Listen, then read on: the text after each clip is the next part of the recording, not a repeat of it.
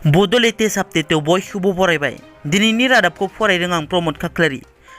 गिबि निउस दङ। मिरु एबसुआ कार्बि आंलंनि बर'फोरनि जेंना जेंगोनानि सायाव सावरायलायो।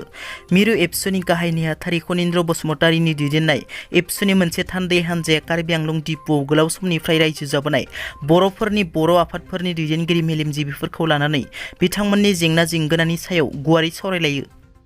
DID लिटिल मास्टार सिजन 5 जायगा मोननाय बर'नि फिसा नबजित नार्जारीनि मोनसे गोजोनथाव रादाब। गावनि साबसिन मोसानायजों बिजिरगिरि आरो नायगिरिफोरनि गोसोखौ बोनो हानाय बर'नि फिसा नबजित नार्जारीया हायेस्ट भट मोनदों। बे बाथ्राखौ नबजित नार्जारीया फेसबुक एकाउन्टनि गेजेरजों मिथिहोयो।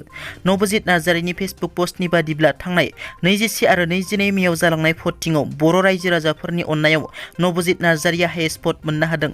भट होनानै हायेस्ट भट मोनहोनायनि थाखाय गासिनिसिमबो गोसो गोरबोनिफ्राय अननाय आरो मान बावनाय जासिहरो आरो फैगौ जानो गोनां भटिंआव बिब्दिनो अननाय आरो सापर्ट होनो थाखाय बयखौबो खावलायहरो। BTCआव उफ्रा बिसायख'थिनि दुंहाव बार। बर' सावथुन मुलुगनि सासे बयजोंबो सिनायजानाय मुंदांखा फेस्ला फावखुंगुरा UPPL दोलोखौ सापर्ट होफैबाय। बर' सावथुन मुलुगनि मुंदांखा फेस्ला फावखुंगुर, डिरेक्टर, करिय'ग्राफार आरो बेहरबारि आउटपस्ट असमिया सिरियालाव फाव खालामनाय फैलाव बसुमतारीया UPPL दोलोखौ मोजां मोननानै मरेल सापर्ट होफैबाय।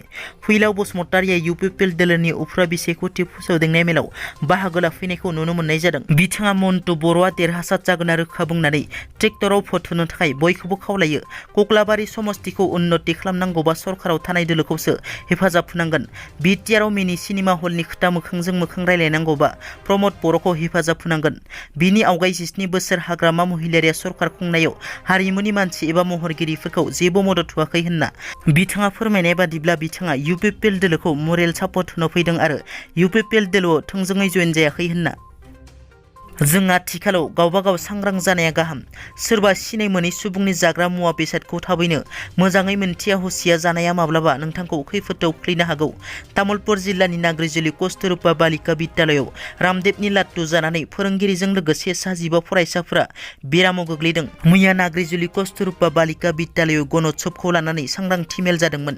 बे समावनो बबेनिफ्रायबा रामदेबनि सानै मानसिया फैनानै नाग्रिजुलि बालिका बिद्यालयाव हाबो आरो गावसोर लाबोनाय लाट्टु मेथाइ बायदिखौ राननानै होयो। मैया बेलासिनि 3 रिंगासो समाव रानना होनाय लाट्टु आरो मिस्टिफोरखौ फरायसाफोरजों लोगोसे गाहाय फोरोंगिरि अनिता नायकआबो जादोंमोन।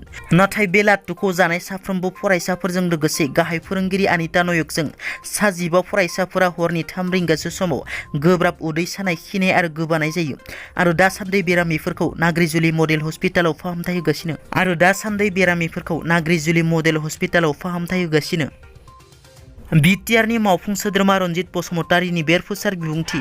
सिमा बारायनाय आरो दाननायखौ माखासे टेकनिकेल प्रब्लेम दङ, बेखौ बुंजोबनो असुबिदा। BPFआ गावसोर हायिखाय रन्जन दैमारिखौ मुं सोनानै सिमा बारायनाय बाथ्राखौ बायदिसिना बुंफ्लानानै पलिटिकेलि गावसोरनि स्टेबलखौ लाबोफिननो नागिरदों। बियो माब्लाबाबो जाफुङा। रायजोफोरा बिसोरखौ फुटबल जोनाय बायदि जौगारबाय। ब्लाडार जिनाय बायदि बल जानानै बिथांमोना गेलेजाबावनो नागिरबाबो बोरै जानो होनना बुंथियो। दिनैनि रादाबा एसेनोसै। नोंथांमोना जुदि आंनि चेनेलखौ दासिमबो साबस्क्राइब खालामाखै, अन्नानै साबस्क्राइब खालाम। गोजोन्थों।